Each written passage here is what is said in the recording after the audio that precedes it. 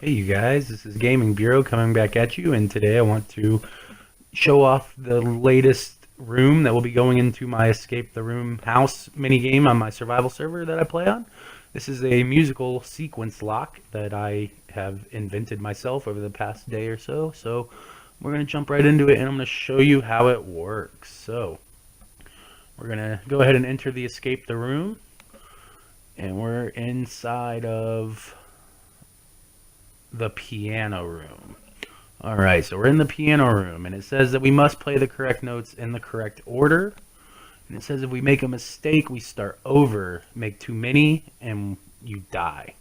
Alright, so I guess we just have to guess the right sequence. How bad can it be? Boom. Alright, so that was not the right sequence. And we're just going to try it again.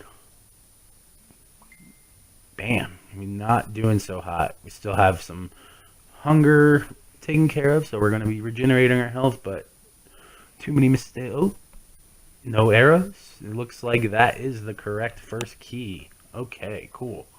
So now we just have to find the second key. Maybe it's right here. No, it was not. All right.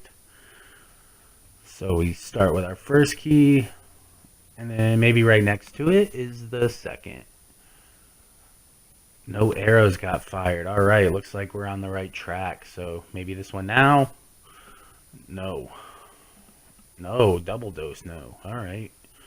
So it looks like the further we get into the sequence, the more heavily punished we are.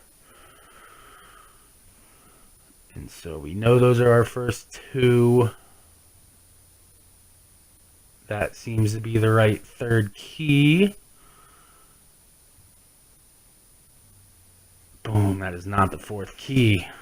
Alright, so we are running out of life here. And so, yeah, he was not kidding. Make too many mistakes, we're going to end up dead. Alright, so 1, 2, 3. Maybe this. Yes, and the last key looks pretty good. And the Zelda music played. Alright, and the door opened. We were correct. So, that was the sequence piano lock, you guys. And obviously it had some punishment for making mistakes. I'll show you the redstone behind it here in just one moment. Alright, you guys, so if you're still tuned in, you are interested in seeing some of the redstone behind this piano lock, so we went ahead and switched back to creative mode so we can fly around and show it to you guys. So we're going to jump right into it. I'm not going to do a tutorial block by block or anything. This thing is huge, and it was pretty spontaneous, so it's not compacted or neat or anything. So we're looking at right here, the essential part of understanding what's going on right here is that we have 11 different redstone lines coming from our 11 different piano keys. We have note blocks hooked up to each one of those lines so that each one makes a tone, but those are kind of inconsequential to the purpose of the build. They are just there for aesthetics and cosmetics. Now, 5 of those keys, those redstone lines, go into this stack of RS NOR latches, and those are our sequence keys. So, in sequence, when we have all 5 of these RS NOR latches activated, they should feed into this AND gate, this 5-way AND gate over here. And when all 5 of these torches are deactivated, obviously the redstone line at the end of that AND gate will turn on, and it will feed into our output, which in this case is a note block line that will play the Zelda theme music and then open our flush piston door. Now, to get the sequence, we had to add AND gates with pistons into our reset line. Now, this is the reset line right here. All 11 keys except, well, 10 of the 11 keys are hooked into this reset line. The only one that's not is this third RS NOR latch, which is the first key in our sequence. So, all of the keys are fed into that reset line, whereas the third line also feeds into this piston, which holds a block in place, which connects the second key in the sequence to the reset line. When the first key in the sequence is pressed, that piston will retract, breaking that line so that the second key can be played without resetting the sequence. So I will go ahead and show you guys what that looks like.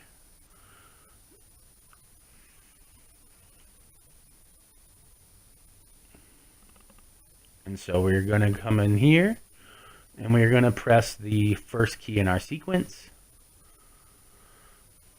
And you can see that not only did it turn off the third torch in the AND gate, but it also retracted this piston from the reset line for the second key in the sequence.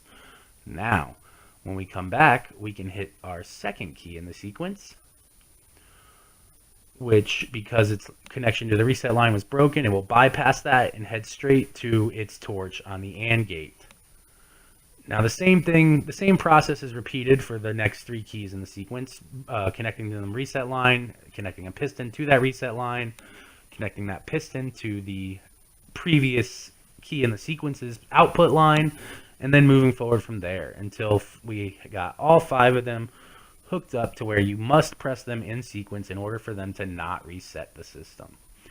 The only gimmick on this that I wasn't able to figure out was to make each note playable only one time. If you press, say you open the sequence with a third key and you continue the sequence by pressing the second key, if you press either of those 2 keys again, it will not reset the sequence. You will not be punished for making those mistakes. You will just not get blasted with the arrows. So that's the only thing that I really couldn't figure out. Other than that, I'm pretty proud of this. This is the reset line. Again, the reset line also feeds into this line, which has a piston gate on it. Also, this is a line going to all the dispensers full of arrows so that when incorrect keys are pressed, anytime that the reset line is activated, all those droppers are activated, causing a barrage of arrows to fire.